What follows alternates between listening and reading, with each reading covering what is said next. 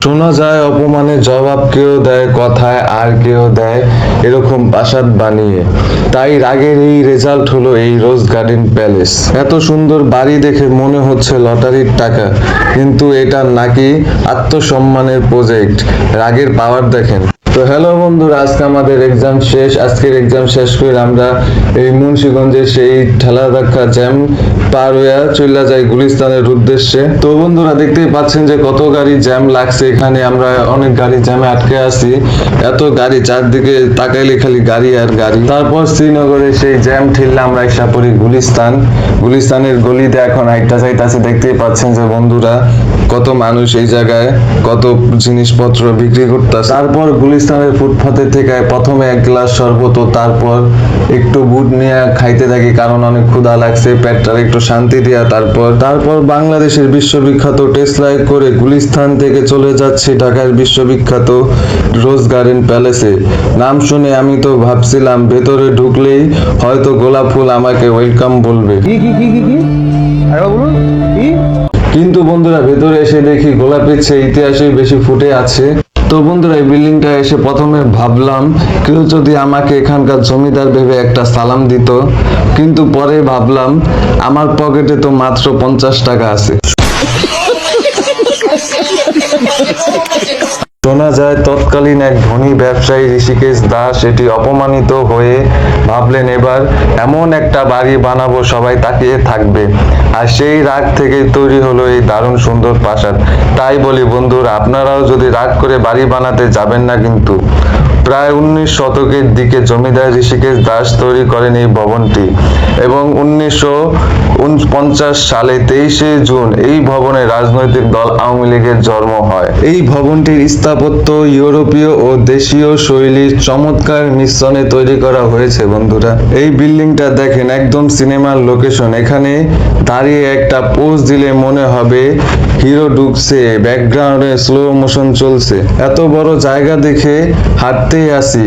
আমার মনে হচ্ছে আজকে আমার মোবাইলের ব্যাটারির আগে আমি শেষ হয়ে যাব। তো বন্ধুরা এখানে এসে বুঝলাম জমিদার হওয়াটা এত সহজ না। এই বিশাল বাড়ি পরিষ্কার করতেই তো আমার 1 মাস সময় লেগে যাবে। कौन है ये लोग? कहां से आते हैं? আসলে বন্ধুরা রাগ করার ফলে যদি এত সুন্দর কিছু হয় তাহলে সেই রাগই অনেক ভালো। তো বন্ধুরা এই বাড়িটির মূল্য প্রায় 300 থেকে 400 কোটি টাকা এবং এই বাড়িতে ঢোকার জন্য আপনাকে গুনতে হবে প্রায় 30 টাকা এবং স্টুডেন্টের জন্য 10 টাকা ধার্য করা হয়। তো বন্ধুরা এই বাড়ির স্থাপত্য ও চিত্র ডিজাইন দেখে মনে হচ্ছে জমিদার ঋষিকেশ দাস কত রুচিশীল একজন ব্যক্তি ছিলেন। তার ওই প্রমাণে সাদা বাড়িটা রোজ গার্ডেন প্যালেস এখনো দেখে মনে হচ্ছে যে কালকেই নির্মাণ করা হয়েছে। এই বাড়িটা কত সুন্দর দেখতেই পাচ্ছেন যে বন্ধুরা এখনো এই বাড়িটা পুরো অক্ষত অবস্থায় আছে, কিছুই হয়নি এই বাড়িটা। হাঁটতে হাঁটতে যত দেখছি ততই অবাক হয়ে যাচ্ছি বন্ধুরা যে কত সুন্দর এই বাড়িটা। তো বন্ধুরা আমি যদি এই বাড়িটার একদিনের জন্য জমিদার হতে পারতাম, সেই আক্ষেপ পুষেই ঘুরতে থাকি বাড়ির চারপাশে। এত সুন্দর মনোমুগ্ধকর দৃশ্য দেখে আমি প্রায় বাড়ির লোভে পড়ে যাচ্ছি। তো বন্ধুরা আপনারা দেখতে পাচ্ছেন যে এই ভাই যেই জায়গায় দাঁড়ায় ছবি তুলতেছে, সে যদি পুকুরে না পড়লেই চলে। তো বন্ধুরা অনেকক্ষণ হাঁটা ও ভিডিও করার পর এখন ছবি তোলার পালা ছিল, কিন্তু আমার ফটোগ্রাফার এমন ছবি তোলে দেখে মনে হচ্ছে যে পাশের গাছটাই ছিল মেন ক্যারেক্টার। আর 200টা ছবি তোলার পর শেষমেশ দেখি যেটা ভালো আইছে সেটাও ভুল করে তোলা হয়েছে।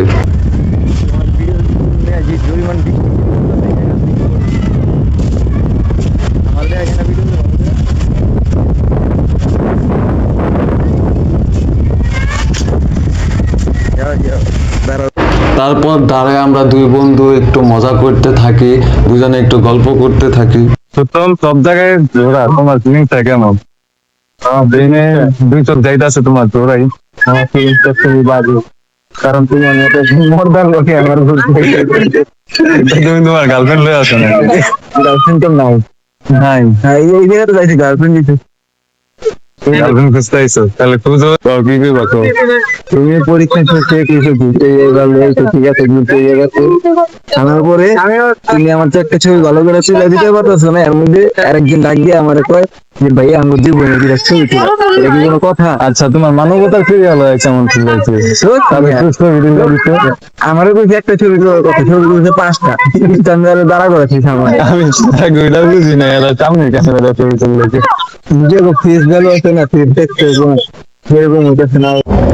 তো বন্ধুরা, আমাদের জীবনটা হলো এই কাগজের টুকরার মতো। আমরা প্রথমবার যতই সোজা হয়ে দাঁড়ানোর চেষ্টা করি না কেন, দাঁড়াতে পারি না। তারপর আমাদের লাইফে যত ঝড় ঝাপটা বিপদ আপত্তি যা আসুক, তারপর কিন্তু আমরা সোজা হয়ে দাঁড়াতে পারি এবং লাইফে সফল হই। তো আপনাদের জীবনে যতই ঝড় বিপদ আসুক না কেন, তাতে ভেঙে পড়লে চলবে না, সোজা হয়ে দাঁড়াতে শিখবেন। এবং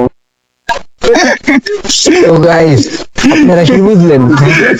যে আপনারা আপনার ওটা যত দাঁড়ানোর চেষ্টা করেন দাঁড়ান। এটা তোমার ভালো লাগে আমার। আমার কথা শোনো ভাই, তুমি আমার এদিকে আসো। তো গাইস, কি বুঝলেন ভাইয়ের কথা থেকে? যে আপনারা আপনার ওই জিনিসটা যত দাঁড়ানোর চেষ্টা করেন দাঁড়াইবো না। তেল মেরে এমন করবেন দাঁড়াইলে হোক। যুক্তি সম্পূর্ণ কথা। तू समझा? हाँ नहीं तू समझा नहीं। তো বন্ধুরা, যদি ভিডিওটি ভালো লেগে থাকে তাহলে একটা লাইক দিয়ে যান, আর কমেন্টে লিখে যান আপনাকে যদি একদিনের জন্য এই প্যালেসের মালিক বানানো হয় প্রথমে আপনি কি করবেন। আর সাবস্ক্রাইব করতে ভুলবেন না। দেখা হবে পরের কোনো ব্লগে। ততক্ষণ পর্যন্ত ভালো থাকুন আর হাসতে থাকুন। আল্লাহ হাফেজ সবাইকে।